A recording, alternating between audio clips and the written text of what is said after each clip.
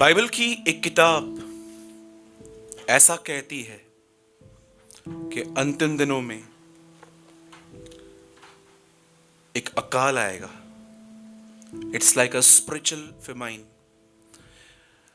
इस अकाल के अंदर बाइबल का ज्ञान बहुत सारे लोगों के पास होगा, लिखी हुई बातें सबको पता होंगी। मैं अपने लाइफ में ऐसे लोगों से मिल चुका हूं। मैं उनको डीमोटिवेट नहीं कर रहा हूं, ये एक अच्छी क्वालिटी है, लेकिन ये अधूरी है। उनके पास बाइबल का बहुत सारा ज्ञान है। मैं आपको सच कहता हूं, मैंने अपने लाइफ में, मैं एक बहन से मिला था, उनको भजन संहिता 91 मुंह से याद है। कुछ लोगों को मैंने देखा कि भजन संहिता 23 अध्याय पूरा याद है। आप जानते हैं, अगर आप इस बात से संतुष्ट हैं कि मुझे पूरा बाइबल याद है, तो मैं आपको बताना चाहता हूं, आपसे ज्यादा वचन शैतान को पता है। और आपको पता है, कई बार आपको परेशानियों में दिखाई नहीं देता है कौन सा वचन कैसे बोलना है, कब बोलना है। कई बार आप देखो, किसी को व्यभिचार के ख्याल आते हैं, सेक्सुअल थॉट्स तंग करते हैं किसी को, तो उनको नहीं पता है वो टाइम पे उनको क्या बोलना है। वो बाइबल में ढूंढते हैं। क्या करते हैं वो लोग? ढूंढते हैं। पर आप जानते हैं, जब शैतान यीशु मसीह को ऊपर पहाड़ पे ले गया, तो वो वहां से भजन संहिता से एक वचन निकालता है जो लिखा है, अपने आप को ऊपर से नीचे गिरा दे और स्वर्गदूत तुझे हाथों हाथ उठा लेंगे। उसको तो ये भी पता है कि कौन सा वचन कब बोलना है। Do you no? मैं आपको बताना चाहता हूं, अंतिम दिनों में बहुतों के पास बाइबल का ज्ञान रहेगा, पर खुदा को सुनने के लिए कान नहीं होंगे। इसीलिए प्रकाशित वाक्य 7 कलीसियाओं में यह कहता है, जिसके कान हो वह सुन ले कि आत्मा कलीसियाओं से क्या कहता है। मैं आपसे पूछना चाहता हूं, जब आप इस वचन को पढ़ते हैं, कितने लोगों ने मत्ती 4:4 आराम से पढ़ा है? ठीक है, ऐसा लिखा है, मनुष्य केवल रोटी से नहीं परंतु परमेश्वर के वचन से जिंदा रहेंगे। पक्का? कितने लोग जानते हैं ये वचन लिखा है? How many disagree with me? कोई मेरे साथ डिसएग्री है? पंकज डिसएग्री है, दिनेश डिसएग्री है। ऐसा वचन कोई भी नहीं है, राइट? सोचो, ऐसा कोई वचन नहीं है बाइबल के अंदर। ये उन लोगों की हालत है जिन्होंने बाइबल ठीक से नहीं पढ़ा है। मैंने कहा, मनुष्य केवल रोटी से नहीं परंतु परमेश्वर के वचन से जिंदा रहते हैं। ऐसा कोई वर्ड नहीं है बाइबल में। वहां ऐसा लिखा गया है कि मनुष्य केवल रोटी ही से नहीं परंतु परमेश्वर के मुख से निकले गए वचन से जिंदा रहेंगे। कितने लोगों ने बाइबल में यह वचन पढ़ा है, जिसने तुम्हारे लिए अपना बेटा दे दिया वो तुम्हें सब चीजें क्यों न देगा? ऐसा कोई वर्ड नहीं है बाइबल में। वहां लिखा गया है, जिसने तुम्हारे लिए अपना बेटा दिया वह तुम्हें उसके साथ सब कुछ क्यों न देगा। कैसे वो जो मेन चीजें हैं वो निकाल दी गई हैं। जो चाहो मांगो तुम्हारे लिए हो जाएगा। एक प्रीचर प्रचार कर रहा था और पब्लिक हंस रही थी, यस, तालियां बजा रही थी, आमेन, ऐसा होगा। और मैं उनको देख के बोल रहा था, आखिर कब हम लोगों को मूर्ख बनाना बंद करेंगे, जबकि बाइबल में ऐसा कोई वचन नहीं है। बाइबल में लिखा गया है, तुम मुझ में बने रहो और मेरी बातें तुम में बनी रहे, तो तुम जो चाहो मांगो तुम्हारे लिए हो जाएगा। कितने लोगों ने ये वचन पढ़ा है बाइबल के अंदर? उसका लहू तुम्हें हर पाप से शुद्ध करता है। यह भी आधा है, जैसा वह ज्योति में है वैसे तुम भी ज्योति में चलो, तो उसके बेटे यीशु का लहू तुम्हें साफ करता है। इसका मतलब, अगर जब परमेश्वर तुम्हें दिखाए कि तुम गलत हो और जब तुम उस ज्योति की इज्जत करोगे, तब तुम्हें खून साफ करेगा। मैं आपको सच कहता हूं, आप जानते हैं ना, आज से 5 साल पहले प्रभु ने मुझे कंफर्ट जोन में शेक किया था, जहां पर मैं सिर्फ लोगों की सुनी हुई बातों पर विश्वास करता था। लेकिन मुझे परमेश्वर ने कहा, नो, नाउ यू स्टडी। प्रभु मैं पढ़ता हूं, नहीं, अध्ययन कर। आज बहुत सारे लोगों के पास बाइबल एक नॉवेल की तरह है। आज मैं आपको एक वचन बताना चाहता हूं प्रभु के वचन में से, और मैं आपको यह कहना चाहता हूं, सब यहीं पर है? पक्का? इस वचन को मानने से आपको यहां पर कुछ नहीं मिलेगा, लेकिन मैं यीशु के नाम से कहता हूं, जब वो आएगा आपको अनंत महिमा मिलेगी। मुझे बहुत अच्छी लगती है चेलों की ये बात, उन्होंने चेलों को एटर्नल लाइफ के लिए रेडी किया था।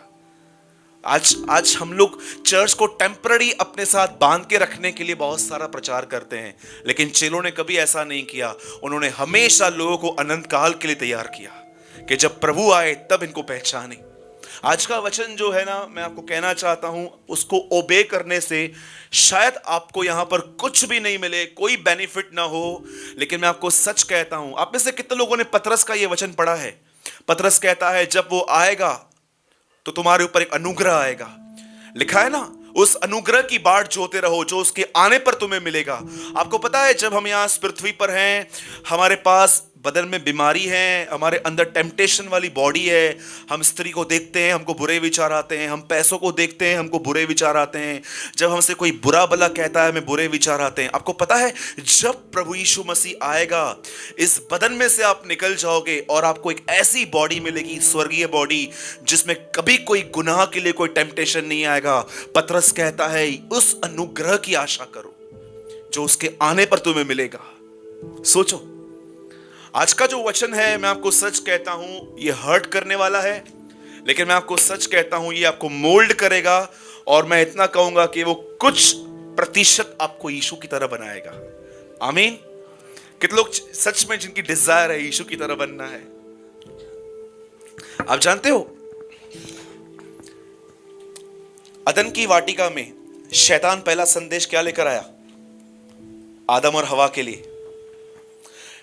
जब तुम उसका फल खाओगे तुम उसकी समानता में आ जाओगे। यीशु मसीह कहता है सिद्ध बनो क्योंकि तुम्हारा स्वर्गीय पिता सिद्ध है। आप जानते हो, दोनों सेम संदेश हैं। शैतान भी बोलता है परमेश्वर की तरह बनो, यीशु भी कहता है परमेश्वर की तरह बनो। तो स्पिरिट क्या अलग अलग है? हाँ, यहूदा इस्करियोती ने सिक्के फेंके और कहा मैंने पाप किया। गुमराह पुत्र जब आया उसने भी कहा मैंने पाप किया। शब्द सेम है, स्पिरिट क्या है? याद रखिए, जब शैतान कहता है ना परमेश्वर की तरह बनो, इसका मतलब बड़े बनो, अधिकार रखो, तुम्हें प्रधानता ये सब मिलनी चाहिए। लेकिन जब यीशु कहता है ना परमेश्वर की तरह बनो, तो वो कहता है परमेश्वर की तरह नम्र बनो। अंडरस्टूड? कितने लोग मेरी बात समझ रहे हैं? तो आज मैं ये विश्वास करता हूं कि आज का संदेश आपको थोड़ा अंदर से हिलाएगा। और मैं आपको फिर से कहता हूं, आज का संदेश सिर्फ ईमानदार लोगों के लिए है। लेकिन आपको हमेशा लगता है कि नहीं मैं परफेक्ट हूं, तो मुझे समझ में नहीं आता आप चर्च आते क्यों हो, अगर आप परफेक्ट हो तो। राइट है? लेकिन जो आज अनपरफेक्ट हैं, जो अपने आप को कहां ना कहां जानते हैं कि यार मुझे डांट की, फटकार की जरूरत है, आज का वचन उनके लिए। ठीक है, कोई मेरे साथ पढ़िए 5 का 5। पहले कमांडमेंट है, फिर प्रॉमिस है, एक ही वर्ड में।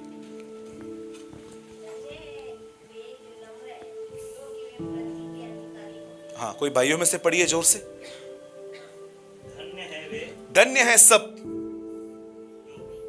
वे, नॉट सब, धन्य है वे, इस कैटेगरी के लोग ब्लेसेड हैं जो, बोलिए नम्र हैं। हाँ, आगे, क्योंकि वे पृथ्वी के अधिकारी होंगे। आप जानते एक दिन क्या हुआ?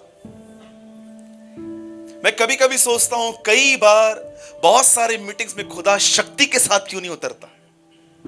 कैसे लिखा है कि वो सुलेमान के मंदिरों में बलवंत और सामर्थ के साथ उतरता था। कई बार मैं सोचता हूं क्यों परमेश्वर हर बार हमारे बीच में सामर्थ के साथ नहीं उतरता। और आज मैं उसका थोड़ा आपको खुलासा करना चाहता हूं कि कौन सी वो चीज मिसिंग है जो वो कलीसिया में नहीं देखता। आज हमारे पास इंस्ट्रूमेंट्स हैं, हमारे पास गैजेट्स हैं, हमारे पास साउंड सिस्टम्स हैं, हमारे पास हॉल है, चर्च है, लेकिन आज हमारे पास ये चीज नहीं है। सुनिए, एक दिन यीशु एक जगह बैठे हुए थे।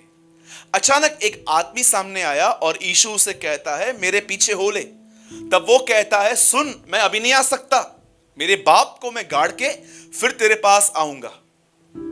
कई लोगों को लगता है कि उसका बाप जो है ना वो मर गया था। जी नहीं, उसका बाप मरा हुआ नहीं था। वो समझा रहा था कि मेरे ऊपर एक जिम्मेदारी है, मेरा एक बाप है, मैं उसकी सेवा करूंगा, जब वो मर जाएगा ना तब मैं तेरे पीछे हो लूंगा। ओके, अब हुआ क्या, इस आदमी ने यीशु को ठुकरा दिया। अब जानते हैं क्या हुआ? एक आदमी ने यीशु से आके कहा, हे स्वामी, क्या मैं तेरे पीछे हो लूं? और यीशु उससे कहता है, लोमड़ियों को बटे हैं, आकाश के पक्षियों को बसेरे हैं, परंतु मनुष्य के पुत्र को सर रखने की जगह नहीं है। कईयों को लगता है जब यीशु कहता है मुझे सर रखने की जगह नहीं है, इसका मतलब उसके पास अपना घर नहीं है। मैं आपको बताना चाहता हूं, यीशु मसीह के पास एक नहीं दो घर थे, एक नासरत में और दूसरा कफरनुम में। पढ़ सकते हैं बाइबल के अंदर आप कि वो अपने कफरनुम के घर में गया, और एक जगह पे लिखा है वो नासरत में, जहां पर मरियम के घर में वो 30 साल बड़ा हुआ। जब वो ये कहता है मुझे सर रखने की जगह नहीं है, तो याद रखिए इफिसियों में लिखा है कलीसिया उसकी देह है, वो कलीसिया का सर है। वो इनडायरेक्टली ये कह रहा था मैं सर हूं, पर मेरी देह तैयार नहीं है जहां पर मैं सर रख सकूं। हम कौन है उसका? वी आर द बॉडी, और वो हमारा हेड है। आज वो क्यों हमारे बीच में नहीं आ पाता? क्योंकि उसकी देह तैयार नहीं है। कोई तारक मेहता देखने में बिजी है, किसको कैंडी क्रश गेम खेलना है, किसको सारा दिन चिट चैट करनी है, किसी को सारा दिन पैसा कमाना है, कोई अपनी गर्लफ्रेंड के साथ बिजी है, कोई तो इतना सोते हैं लगता है इनका जन्म ही सोने के लिए हुआ है। सोते रहेंगे। कोई बकबक करने में बिजी है, लेकिन कोई बहुत कम लोग होते हैं जो सच में तैयार होते हैं कि मैं अपने सर से जुड़ पाऊं। यीशु कहता है मनुष्य के पुत्र को सर रखने की जगह नहीं है। इसका मतलब क्या है? मैं तो आना चाहता हूं, पर जानते आज बहुत सारी कलीसियाओं की हालत जानते हैं कैसी है? खुदा उनके बीच से चला गया है। कई लोग कहते हैं नहीं ब्रदर, ये कैसे हो सकता है? कितने लोगों ने ये वचन पढ़ा है प्रकाशित वाक्य में? लोगों के अंदर यीशु मसीह है वहां पर वो जो सामर्थ, वो अभिषेक जो आना चाहिए वो नहीं है। कितने लोगों ने प्रकाशित वाक्य 3:20 पढ़ा है? मैं हृदय के द्वार पे, जो कोई द्वार खोलेगा मैं उसके। अगर कोई खटखटा रहा है तो वो घर के अंदर है कि बाहर है? He is outside, इसलिए तो खटखटा रहा है। आप बिलीव कर सकते हैं? अमेरिका में एक दिन एक पास्टर गए, और वहां पर इतना शोर शराबा, म्यूजिक के टाइम पे, वर्शिप के टाइम पे उनका बाईपास हुआ था। और आप जानते हैं जो बाईपास हो चुका है, जिनका, उनको ज्यादा जो शोर होता है वो बर्दाश्त नहीं हो पाता है। अभी वो जैसे उस चर्च में गए, चालू हो गया, और वो बाहर चले आए, और जैसे वो दरवाजे पे पहुंचे, उन्होंने दरवाजा खोला, उन्होंने अपनी आंखों से अपनी आत्मा में यीशु मसीह को देखा, और उन्होंने यीशु से कहा प्रभु जी मुझे माफ कीजिए, मुझे उनकी आराधना समझ में नहीं आ रही थी, मुझे क्षमा कीजिए, इसलिए मैं बाहर आ गया। और यीशु ने कहा कोई नहीं, कोई बात नहीं बेटा, मेरे को भी समझ में नहीं आता, इसलिए मैं भी बाहर आ गया। Do you know there is a word, एक वर्ड है ओल्ड टेस्टामेंट में, यह जाति बड़ा हल्ला मचाती है। पढ़ा है आपने? यह जाति बड़ा हल्ला मचाती है, ये आराधना नहीं करती, ये सिंगिंग करती है।